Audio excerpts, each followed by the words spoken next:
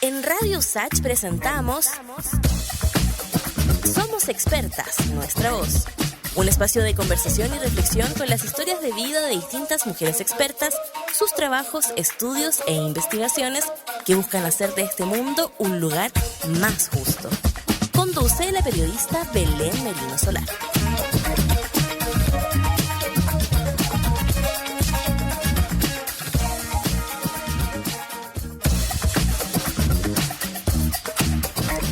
¿Cómo están? Buenas tardes, 1:06 de la tarde y soy yo. Yo sé que nos echábamos de menos.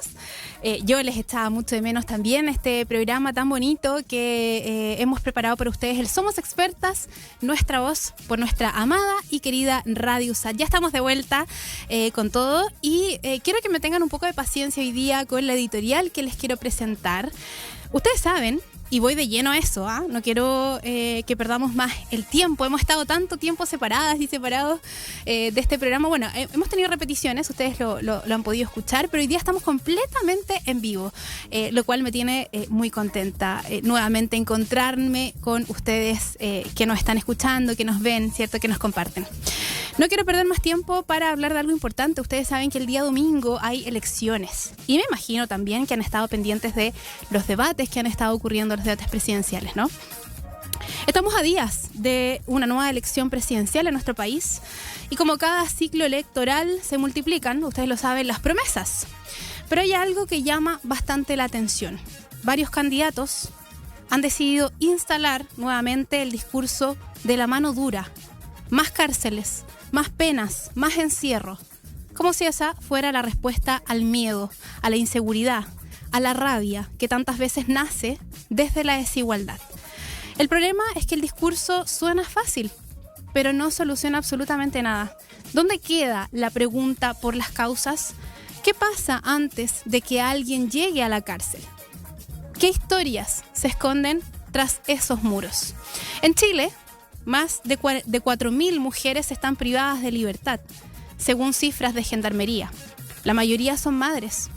El 85% vivió situaciones de violencia o abuso en su infancia o en sus relaciones de pareja. Cerca del 70% fue condenada por delitos asociados al microtráfico o a la sobrevivencia económica. Son mujeres pobres, vulneradas, empujadas a los márgenes de un sistema que las olvidó antes de juzgarlas.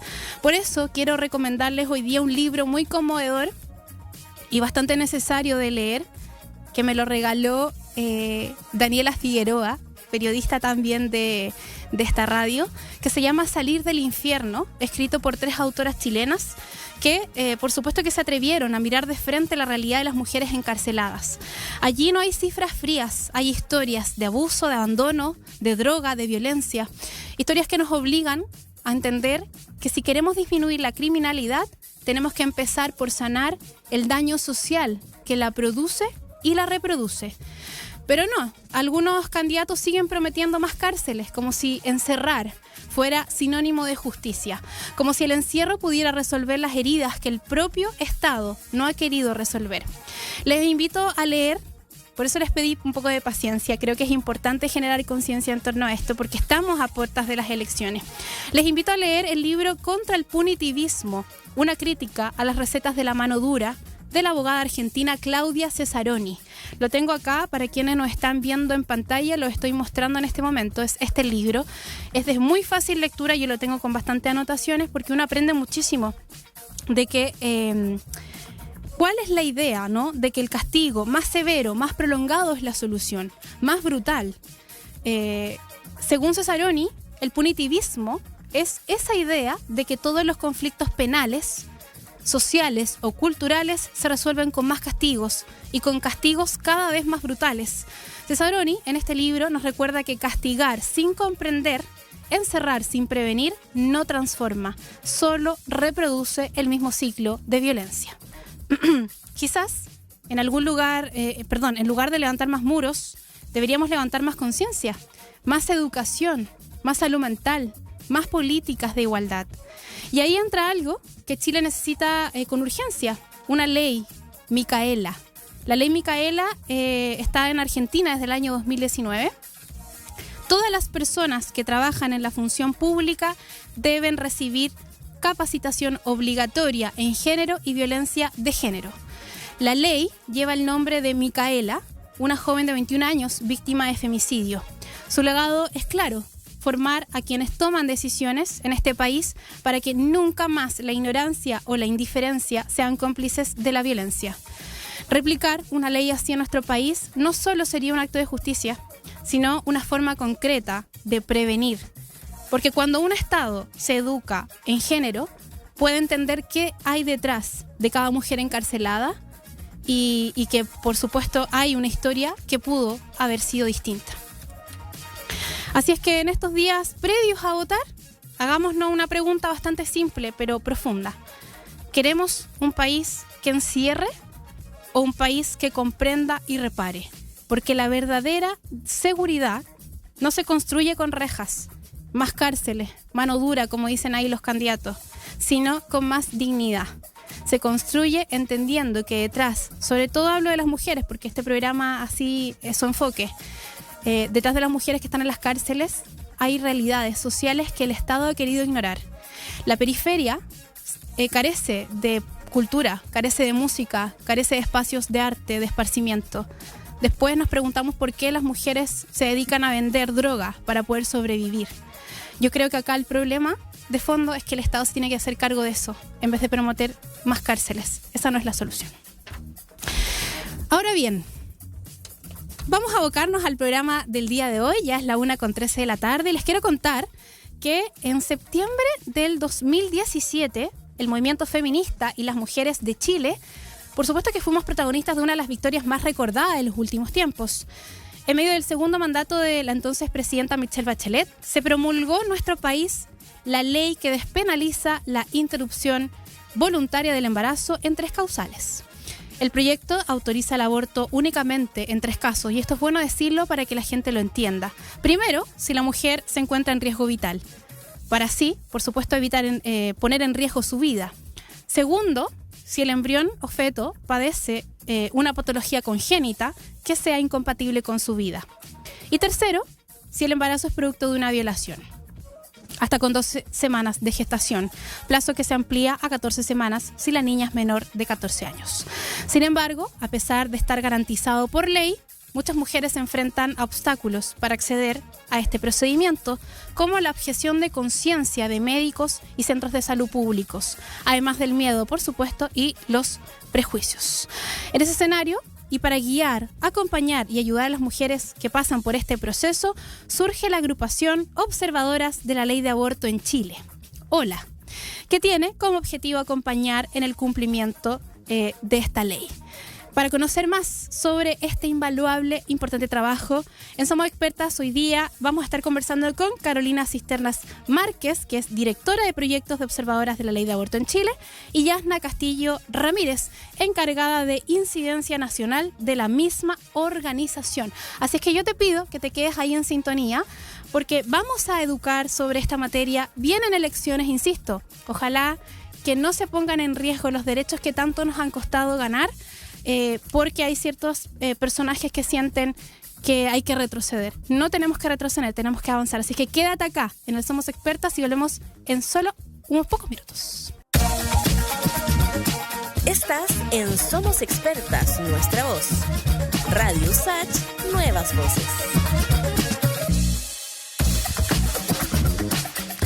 Bien, 1:17 de la tarde y estás en Somos Expertas, nuestra voz. Un nuevo miércoles acompañando tu almuerzo, ¿no? Esta hora ya es hora de colación, como se le llama. Así es que estamos acompañando ese momento. Quiero antes mandarle un saludo a Felipe, nuestro productor del programa, que está ahí está con una licencia, así es que quiero darle un saludo. Seguimos acá el programa, pero evidentemente toda esta gestión también está detrás de Felipe. Así es que le dedicamos el programa a Felipe, que se recupere pronto. Bueno, y como les decía antes, vamos a conversar un tema muy importante y por eso les invitaba a que se quedaran en sintonía. Y ustedes ya la están viendo en pantalla. Estoy muy bien acompañada el día de hoy. Y tenemos a 2 mujeres expertas, ustedes las ven. Socióloga, máster con experiencia como docente, activista e investigadora en temas relacionados con el derecho a la salud y directora de proyectos en Observadoras de la Ley de Aborto en Chile, Carolina Cisternas Márquez. Bienvenida, Somos Expertas.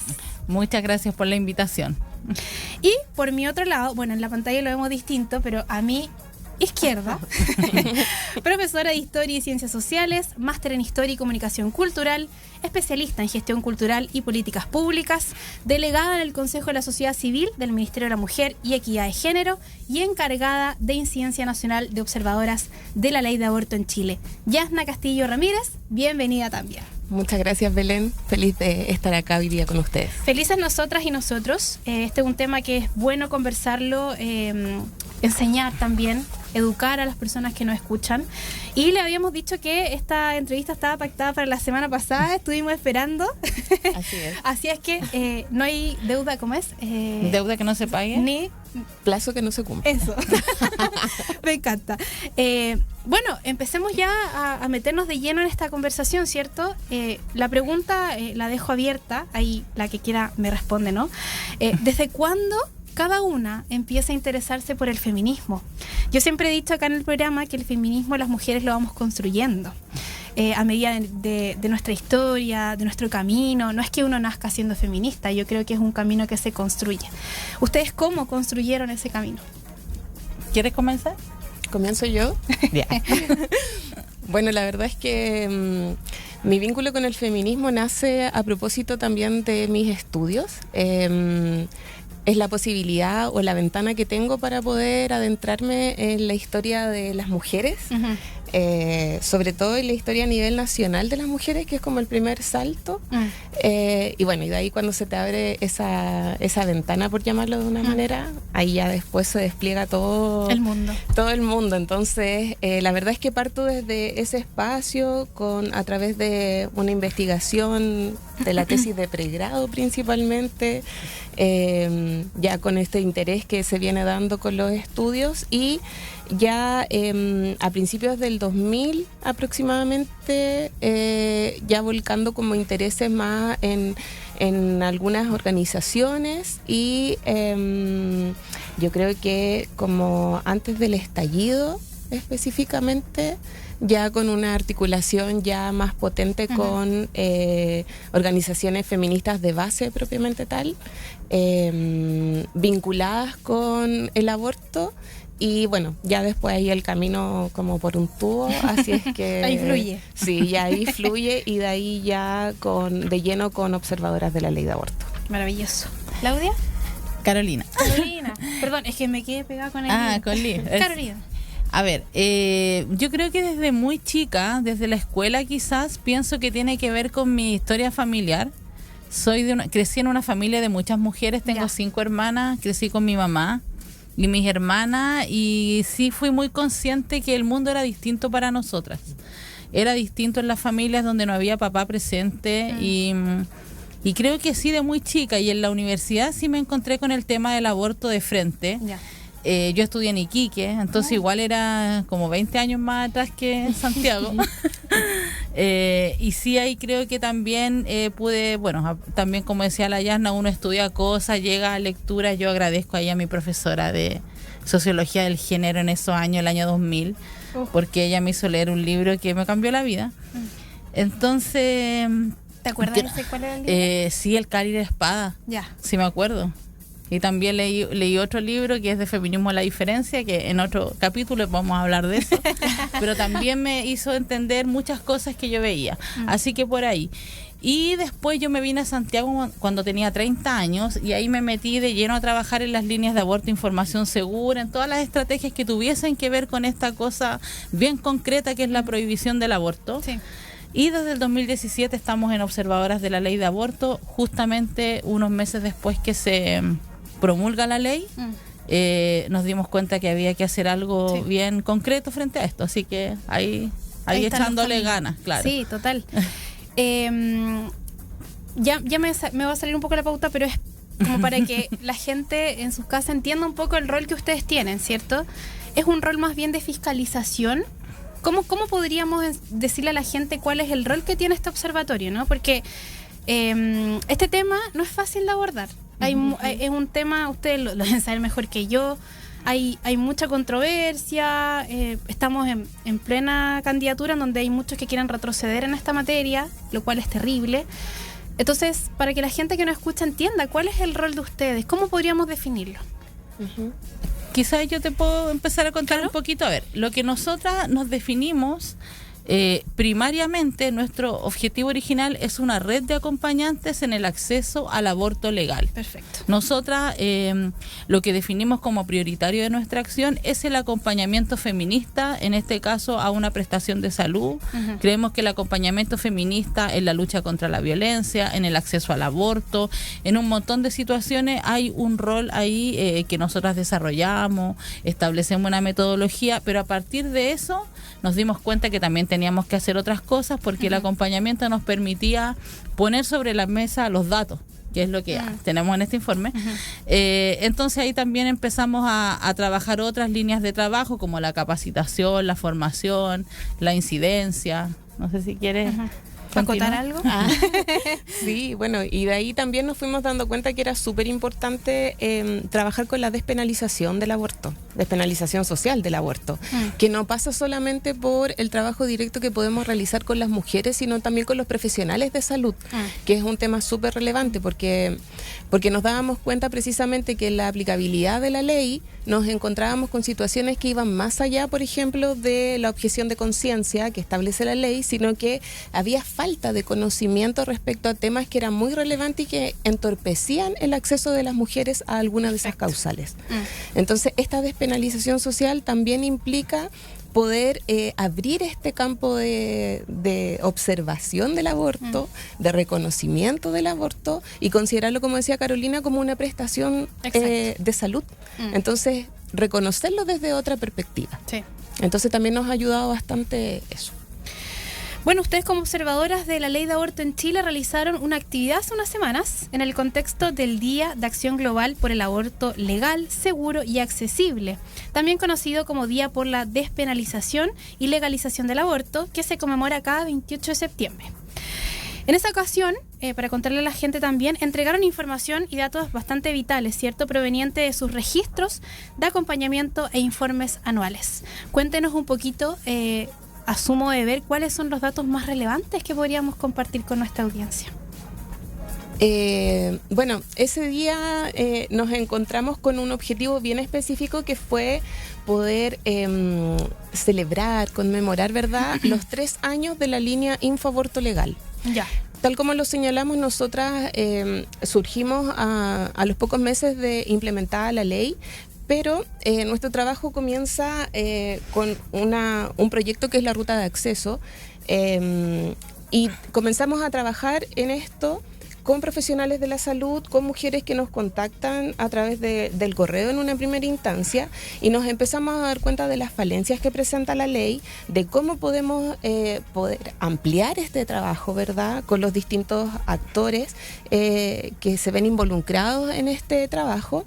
Y en el 2022 decidimos entonces crear la línea Infoaborto Legal Chile, que es una línea de contacto telefónica vía WhatsApp, en donde cualquier persona que desee información sobre la ley 21.030, la ley IVE, nos puede contactar. Es una línea que funciona de lunes a viernes de 12 a 19 horas y atendida por profesionales, ¿verdad?, mujeres profesionales que te pueden guiar en el acceso a la información. Por lo tanto, el 28 de septiembre del 2022 lanzamos esta estrategia y este año cumplimos 3 años realizando este acompañamiento, y algunos de los datos, ¿verdad?, que nosotras pudimos recabar en este periodo entre el 2022 y el 2024 es señalar que más de 7.000 personas nos contactaron a través de esa línea de información. De esas 7.000 personas, más de 2.400 se encontraban en alguna de esas causales. ¿Ya? Y de esas, 660 aproximadamente deciden ir al hospital.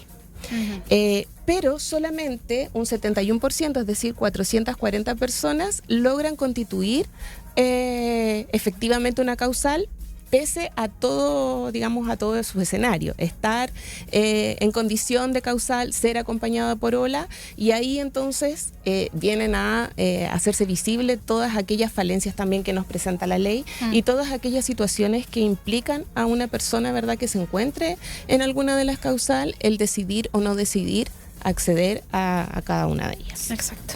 Sí, ahí quizás podría profundizar un poquito en los datos que señala Yasna, un aprendizaje para nosotras durante este periodo, ahora puntualmente durante el 2024, es efectivamente develar que la gran barrera es la decisión de no ir al hospital.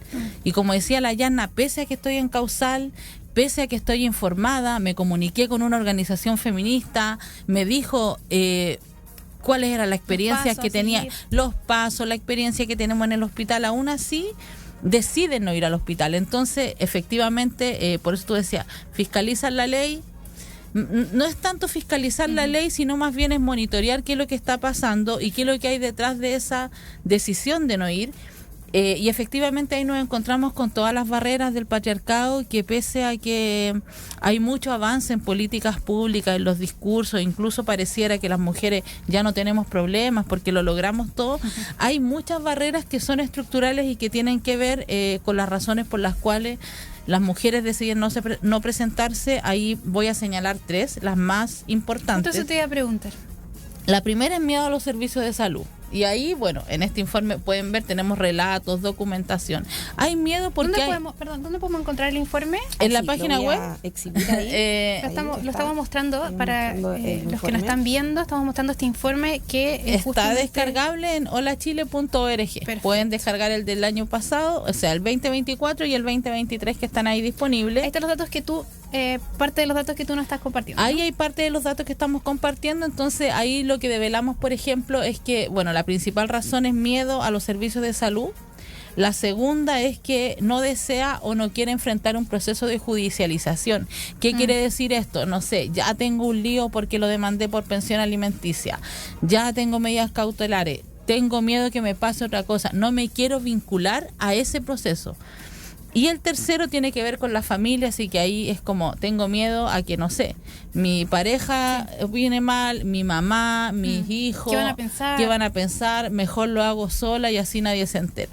Y de ahí hay una serie de barreras que nosotras también recogemos porque al tiempo que, bueno, acompañamos a las mujeres, obviamente pensamos que su decisión es de ellas la toman, pero sí creemos que hay que hacer un trabajo a nivel estructural con estas barreras y también hay que hacer un trabajo al interior de los servicios de salud. También tenemos datos muy buenos. Con el acompañamiento, las causales se constituyen. No quiere decir esto que OLA haga el trabajo de los hospitales, pero efectivamente OLA y otras organizaciones en Chile que trabajan en estrategias similares, lo que hacemos es decir, mira, la causal 1 no tiene límites de semana. La causal 2 tampoco tiene límites de semana. Lamentablemente la causal 3 sí. Claro. Pero además la causal 1 tiene un listado que es un ejemplo de enfermedades. Eso no quiere decir que ninguna otra enfermedad pueda entrar ahí. Que lo limite. Exacto, claro. Es un listado taxativo, es ejemplificador y por lo tanto lo que hacemos es ir darnos cuenta que hay muchas más enfermedades que las que señala ese listado y que sobre todo reafirmamos que las mujeres, las personas, sabemos mucho de nuestra propia salud. Y eso es algo que también dialogamos con los servicios. Hoy día los servicios de salud no son lo mismo que lo que significaban hace 50 años atrás. Y hoy día efectivamente tenemos mucho acceso a la información y efectivamente también tenemos acceso, sabemos que podemos actuar con autonomía y tomar decisiones sobre cómo abordamos ciertos problemas de salud. Entonces, el acompañamiento feminista en el acceso al aborto para nosotras es clave, los datos dan cuenta de ello, las causales se constituyen cuando las mujeres, las niñas y las personas trans están acompañadas en su acceso al aborto. Y también cuando hay una disposición desde los directivos de salud hacia abajo también de entender las leyes como facilitadoras y no como obstaculizadoras. Porque las leyes y los reglamentos están para cumplirse y los reglamentos, esto que tanto hablamos, el reglamento es para operacionalizar la ley y no está por sobre la ley. Y ahí, bueno, nosotras no somos abogadas, pero leemos las leyes y entendemos que es así. Así que estamos haciendo ese trabajo comunitario de empujar la salud desde una estrategia de salud comunitaria que siempre ponemos sobre la mesa porque creemos que el rol de la salud comunitaria es clave en mejorar los sistemas de salud. No queremos eliminar los sistemas de salud públicos, ya porque estamos a pocos días de las elecciones, es importante el servicio público, los sistemas de salud público y toda la inversión que tiene que haber allí, pero la salud comunitaria también tiene un rol y lo va a seguir teniendo en esto de ampliar el acceso y facilitar, digamos, la vida, porque eso implica acceder a un aborto. Sí. Como ayudarle o que alguien diga, bueno, esta es la vida que quiero vivir y así la voy a hacer. Exacto. Y este es un tema de salud pública, por eso es tan importante que lo conversemos abiertamente. Me gusta que tengamos estos espacios como la Radio USACH, que se abra a conversarlo. Yo quiero decirle a la gente que no estamos incentivando que la gente aborte, porque es súper importante decirlo. No es que estamos aquí para decir que la gente tiene que, porque hay un prejuicio gigante. Estamos acá para informar, para educar a la gente que malinterpreta algunas cosas, porque andan dando una cantidad de fake news por ahí. Usted infórmese por las vías serias. Esta radio lo es, y el trabajo que hacemos es un trabajo serio. Con todo el respeto del mundo, esto es una decisión de la mujer. La mujer tiene que decidir informada, y eso es lo que nosotros estamos haciendo en nuestro programa. Quise decirlo porque probablemente se pueda generar ahí un debate que siempre nos pasa en Somos Expertas, porque tocamos temas que a alguna gente quizás no les gusta.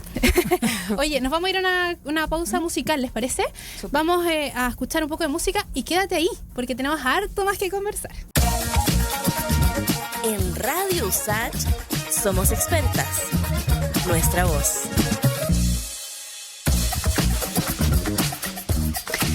Ya de regreso, 1:37 en Somos Expertas, Nuestra Voz. Gracias infinitas por estar ahí. Y aprovecho desde ya a invitarles a que compartan después el contenido que estamos aquí impartiendo en nuestra radio. Es súper importante para que la gente se informe, para que se eduque. Y este programa es ese vehículo, ¿no? A que la gente que nos está escuchando, la radio es un medio muy noble, que llega a mucha gente, que necesita solo aprender la radio y nos va a estar escuchando.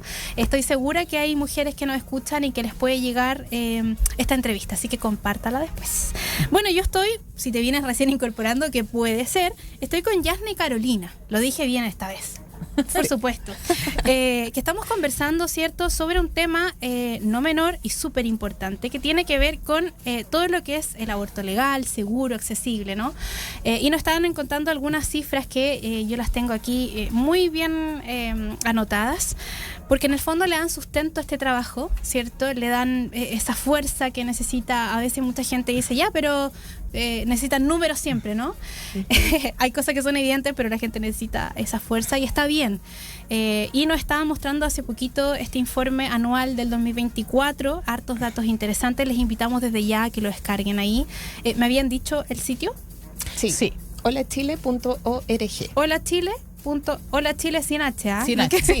No es de hola, es hola de mar, como hola de mar. Como hola de mar. Descárguelo y revíselo, súper interesante. Yasne Carolina, otra pregunta. A su modo de ver y según su trabajo, ¿cierto?, su expertise, ¿es suficiente contar con la ley de interrupción voluntaria del embarazo en 3 causales? ¿Es suficiente? ¿Falta? ¿No falta? Nos falta mucho. Sí, falta. Lo que pasa es que a lo que debería avanzar el mundo es a eliminar el aborto de todos los códigos penales. Sí. O sea, el aborto es la única prestación de salud que está en un código penal. Entonces eso debería ya pasó, o sea, ya lo ha dicho todo el mundo, ya lo han dicho las Naciones Unidas, lo ha dicho la OMS, lo hemos dicho cientos de años las feministas. Ya hay acuerdos entre estados que incluso hablan sobre esto. Ya se ha condenado a estados. Hace poco se condenó al estado de Salvador a capacitar a todos sus equipos de salud, incluso en El Salvador, a poder atender una emergencia obstétrica por aborto incompleto o por aborto retenido. Entonces, ya basta ya. Esto no es suficiente. No es suficiente. Sí, además que hemos visto casos en que se mal utiliza la información. Incluso nosotras hemos sido víctimas de mal utilización de información, y por ahí hace poco también fuimos víctimas de los datos precisamente de nuestra investigación fueron utilizados por ahí por un candidato presidencial precisamente para utilizar la causal 3 como algo que no debiese prosperar o debiese ser modificada. La causal 3 es violación. Claro. Entonces, que debiese ser modificada debido a que la mayor cantidad de las mujeres decide no ¿Perdón? No continuar la denuncia. Sí, no continuar la denuncia. Y entonces nos damos cuenta que cuando tú te enfrentas a este tipo de escenarios, tal como lo decía Carolina, a nivel internacional, nos damos cuenta que estamos súper lejanos de la realidad y que hay estados que efectivamente reconocen que esto, por ejemplo, la causal 3 de violación, no debiese ser una práctica que deba tener semanas. Porque así como la causal 1 y 2 no tienen límite gestacional, la causal 3, que es una situación súper compleja, en que estamos hablando de una violencia sexual, una violencia de género grave, que la Corte Interamericana de Derechos Humanos la considera casi al límite de la tortura. Entonces, cuando estamos en presencia de esto y una mujer es víctima de esta violencia sexual, además, como consecuencia de esto, hay un embarazo forzado, entonces nos estamos dando cuenta que cuando no permitimos que una mujer pueda reparar este daño en el que se le ha incurrido, la estamos además negando un derecho. Le estamos negando el derecho a una vida digna, le estamos negando derecho, ¿verdad?, a que ella se pueda desarrollar. Sí. Entonces, entender la causal 3 en este caso específico como algo que se encuentra limitado, establecido a un tiempo específico, que es muy difícil, por ejemplo, para las menores de edad, darte cuenta antes de las 14 semanas de que estás gestando. O sea, de verdad que nos damos cuenta que es un error. Sí. Sabemos que es muy difícil de avanzar, que hay un proyecto en discusión, pero también nos encontramos con este tipo de limitaciones y este tipo de barreras que tratan de mal utilizar la información y echar para atrás aquello que debe ir hacia adelante y prosperar para que de verdad podamos cumplir con estándares internacionales. Sí. En la editorial del programa de hoy, que es como un minuto que yo me tomo al principio del programa para hablar de algo, hablaba de las mujeres en las cárceles, porque ustedes saben que los candidatos, algunos quieren más cárceles y más encierro y todo. Y hay un montón de mujeres que han sido vulneradas de infinitas maneras. Y una de ellas, me imagino yo, que es obligadas a parir desde muy pequeñas, me imagino. Si ustedes me preguntan a mí, evidentemente es muy importante que el Estado se haga cargo de esta vulneración que viene de hace años atrás. No es que la gente de repente aparezca a pensar.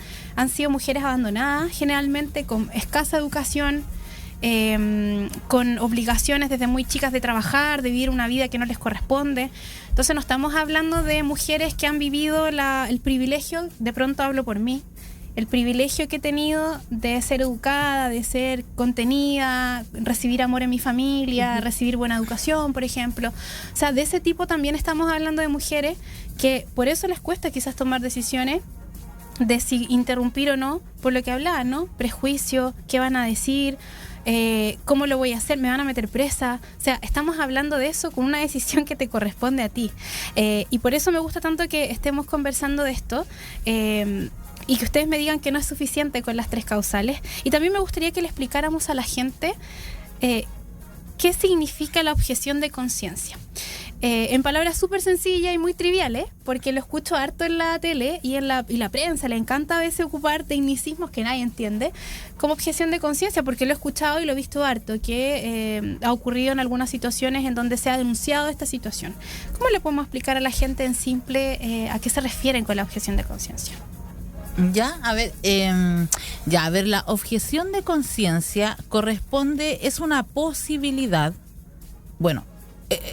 que no es un derecho, me gusta decirlo porque no existe jurídicamente el derecho a la objeción de conciencia. Lo que hay es una posibilidad que hoy día está normada en Chile y que tiene que ver con la posibilidad que tiene el personal que está dentro del pabellón donde se realizan las interrupciones de embarazo, digamos la parte clínica, de decir que por motivos de conciencia no va a participar de ese procedimiento.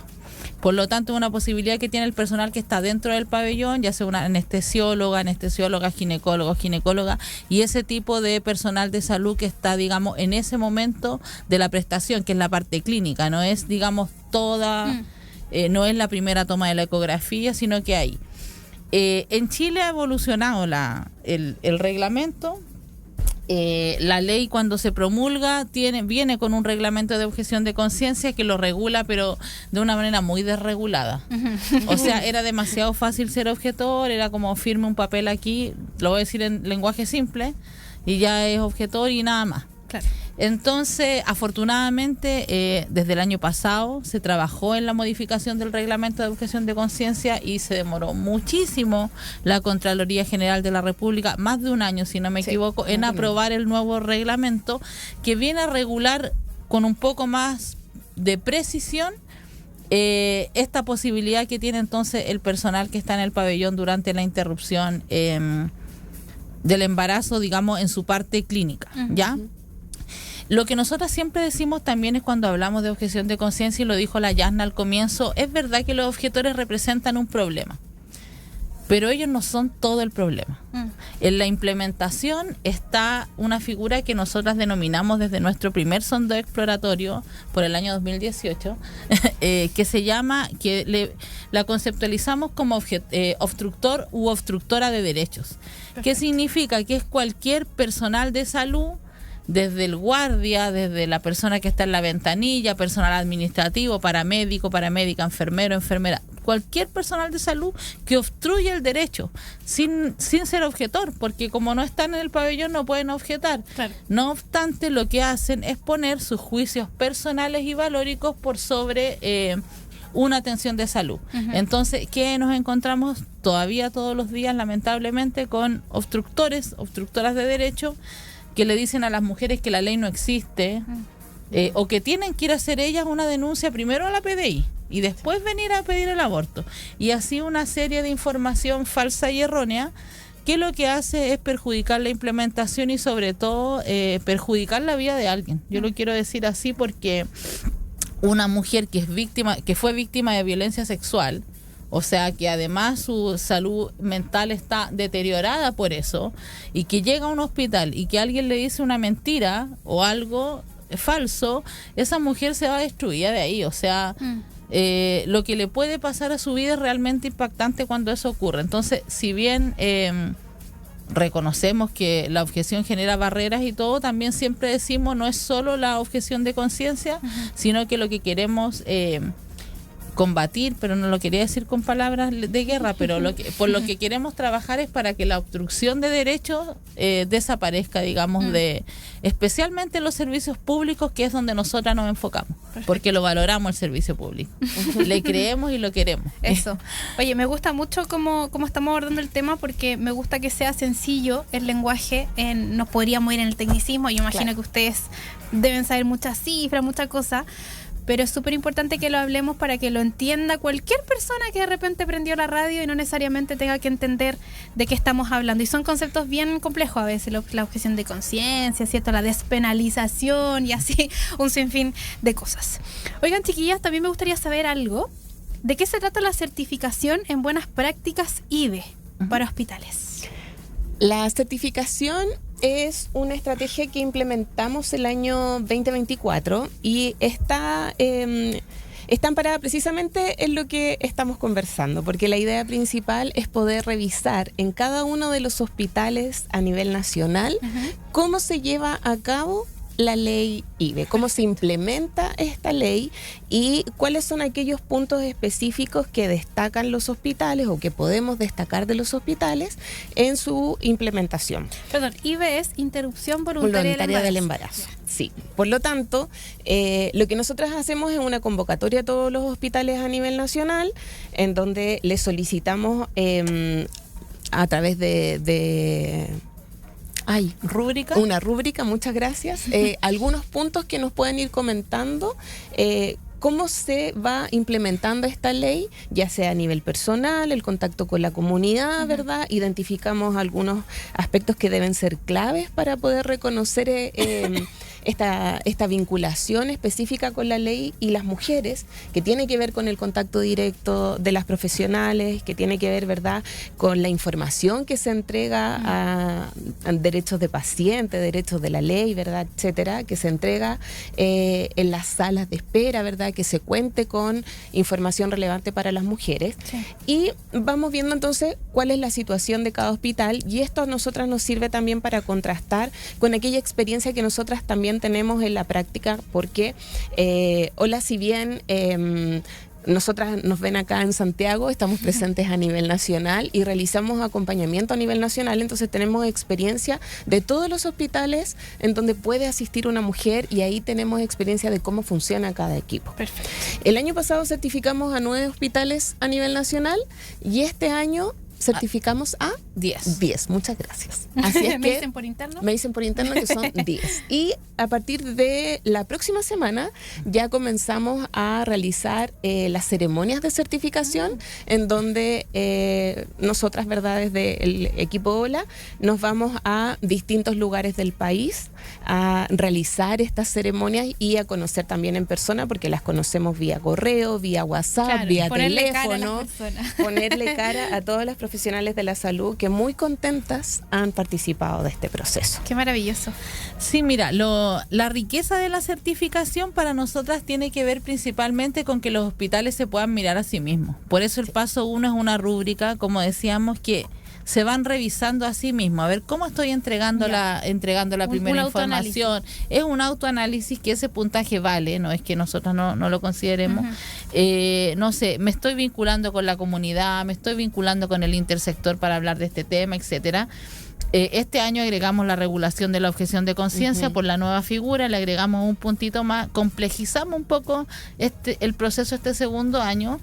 También si es que hay capacitaciones exacto, dentro del equipo. Exacto. Y lo que genera esta revisión entonces es un entusiasmo, pero también yo diría, entre comillas, una especie de competencia, porque es lindo hacerlo bien. Yo le quiero decir eso a los hospitales. Los hospitales que lo hacen bien están contentos, los equipos están contentos, las duplas están contentas, los directores. Entonces, lo que busca la certificación en buenas prácticas también es que puedan escalarse las políticas que son buenas en un hospital y que puedan ser aplicables en otras. Hay algo muy, muy sencillo que no tiene que ver con la ley, sino que con el acceso a la información, que es, por ejemplo, que existe un correo o un teléfono donde las mujeres se puedan contactar antes de ir. O sea, eso de verdad no requiere presupuesto o no requiere voluntad. Sí. Bueno, voluntad política, requiere indicación, instrucción, pero no es algo, un cambio presupuestario. Eso es cambiar el paradigma de la salud. Es decir, esta mujer está en una de las 3 causales, por lo tanto, ya está complicada, o sea, ya debe tener un problema. ¿Por qué voy a esperar que venga la urgencia, se confunda? Porque ese es el camino, ir a la urgencia. Pero en la urgencia uno se encuentra de todo, o sea, las urgencias, nuestros servicios de salud están crítico, colapsados, pese a toda la inversión que existe sobre ello. Entonces, este facilitador, digamos, que es tan simple, puede mejorar la experiencia, puede ampliar el acceso y efectivamente puede hacer que esa causal se constituya y que esa mujer pueda tener un aborto lo mejor posible, porque no solamente queremos que los abortos se hagan bien, se hagan, sino que también aspiramos a que puedan hacerse en las mejores condiciones posibles. Así es. Eso implica dignas, bienestar, tranquila, sin exponerme, ojalá eligiendo la técnica que me acomoda, que me sirve. Así que ha sido súper linda la certificación, porque además a esos hospitales que certificamos por un año los comprometemos todo el año, porque están certificados. Entonces son como ahí los caballitos de batalla con los que avanzamos en todo el país. Qué gran trabajo. Ya llegamos, mira, como se nos pasó la hora, podríamos estar una hora, estemos una hora más, podríamos estar mucho más, porque es un tema que da para mucho. Pero yo quisiera que cerráramos la entrevista con un mensaje a ustedes. Fíjense que a mí me gustaría mucho ser madre, lo digo abiertamente, pero tengo mucha empatía también. Sé que no porque yo esté buscando una opción de vida, debo, por mis valores, por restringir que otras accedan a algo seguro para ellas.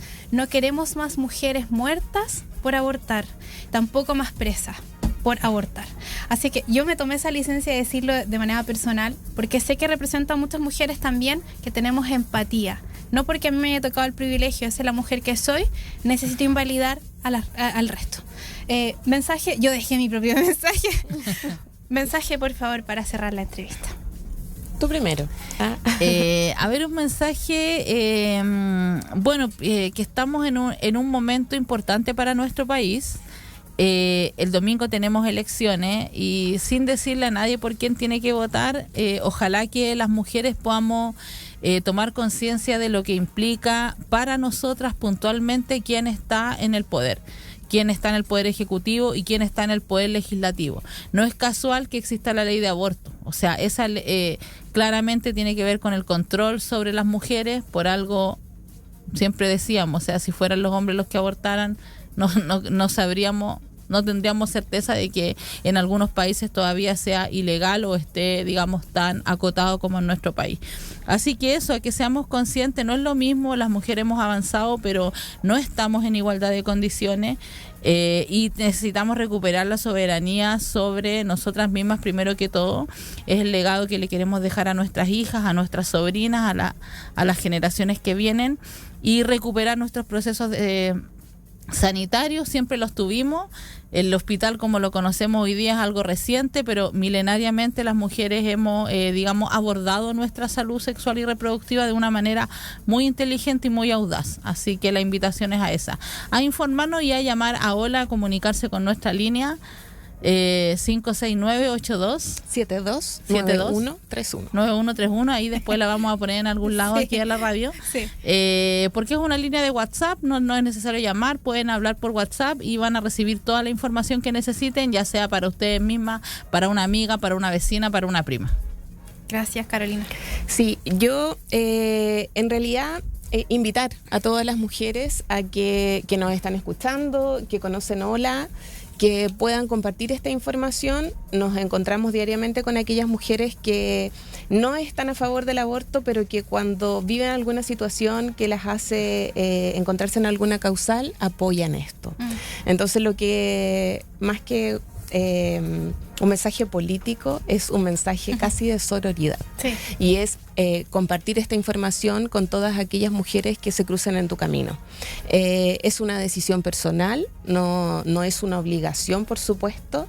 Es una decisión personal, pero creemos que lo más importante es que la información llegue a todas.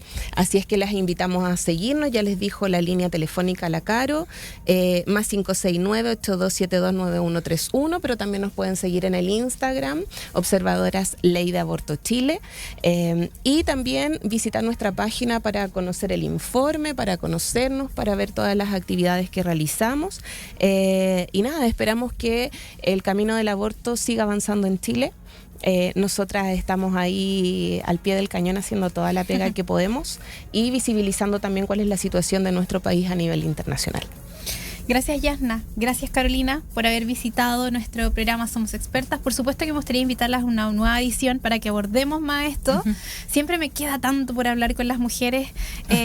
Es muy hermoso esto que se da.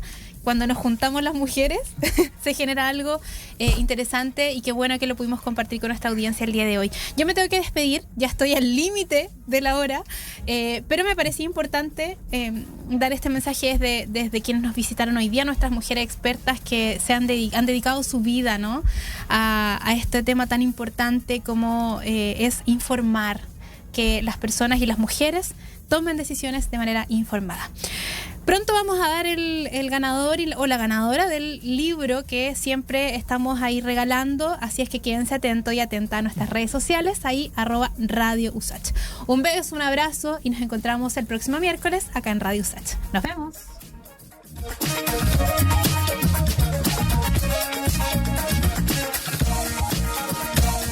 Aquí finaliza Somos Expertas, nuestra voz. Revisa todos los capítulos de nuestro programa en YouTube y Spotify. Radio USACH, nuevas voces.